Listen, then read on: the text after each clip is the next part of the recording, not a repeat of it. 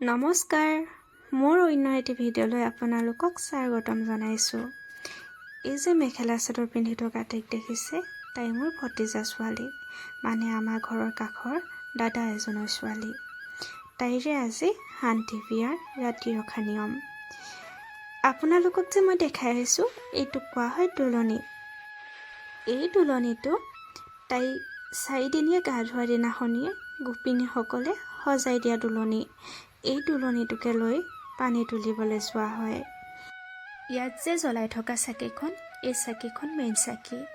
এই চাকিখন 4 দিনীয়া গা ধোৱা ৰাতিৰে পৰা বিয়া দিনা ৰাতি খোবাখোবনি ভঙালৈকে এই চাকিখন জ্বলাই থকা হয়।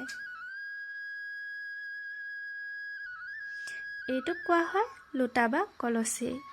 এয়া দেখিছেনে, কলচীটোৰ ভিতৰত ভৰাই ৰখা হৈছে এটি কলৰ আগ আৰু এটা আমৰ ডাল। আৰু চাওকচোন, ডিঙিত ইমান ধুনীয়াকৈ মেৰিয়াই ৰখা হৈছে এনেচা কেঁচা সূতা। তোলনিটোত থকা এই আইনা আৰু ফণীখন যে দেখিছে, এই ফণীখনেৰে তাইক সদায় মূৰ ফণিয়াই দিয়া হয়। তাইৰ মূৰত বেলেগে ব্যৱহাৰ কৰা ফণী ব্যৱহাৰ কৰা নহয়।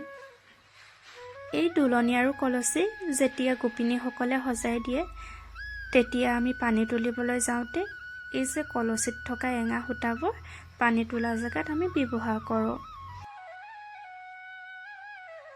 এই তোলনিটোৰ ভিতৰত যে থকা চাউলখিনি, সেইখিনি বিয়াৰ পাছত নিয়ম অনুযায়ী কাৰোবাক দান দিয়া হয়। আপোনালোকৰ চাইডে এনেদৰে তোলনি আৰু কলচী সজাই লয়নে? কমেণ্ট কৰি জনাবচোন। এতিয়া চাওকচোন আমাৰ ৰাতি ৰখা নিয়মবোৰ। মেইন চাকিখন জ্বলোৱাৰ পাছতো এখন চাকি জ্বলাইছোঁ। চাওকচোন, ইয়াত দুডাল পাজি জ্বলোৱা আছে। এই পাজি দুডালৰে এডাল দৰা পাজি আৰু এডাল কইনা পাজি বুলি ধৰা হয়। যোনডাল পাজি বেছিকৈ জ্বলিব, তেওঁৱে আমি খেলখনত জিকিছে বুলি কওঁ। এয়া চাওকচোন, ছোৱালীজনী মূৰত তেল দিবৰে সময় হ'ল। এয়া লগৰবোৰ এনেদৰে বহি আছে। ৰ'ব দেই, ছোৱালীজনী মূৰতনো তেল দিয়া নিয়ম কেনেকৈ কৰে আপোনালোকক মই ভালদৰে দেখাম। এইটো তামোলটো দেখিছে, এই তামোলটো ছোৱালীজনী বিয়া হোৱাৰ দিনা চুকতে ল'বলৈ দিয়া হয়। চাওকচোন, তামোলটো মূৰত থৈ তাই পিন্ধা এটা আঙুঠি, তামোলটোৰ ওপৰত আঙুঠিটো থৈ দুগৰাকীয়ে কলচী আৰু তোলনি ধৰিব। তেওঁলোকৰ কেঁচা আঙুলিটো হেত আঙুঠিটোৰ ওপৰত এনেকৈ থৈ জীয়ৰী ছোৱালীবোৰে উৰুলি ধ্বনি দি এনেদৰে ছোৱালীজনীৰ মূৰত তেল ঢলা হয়। এনেদৰে আমাৰ কইনাজনীৰ মূৰত তেল দিয়া নিয়ম কৰা হয়।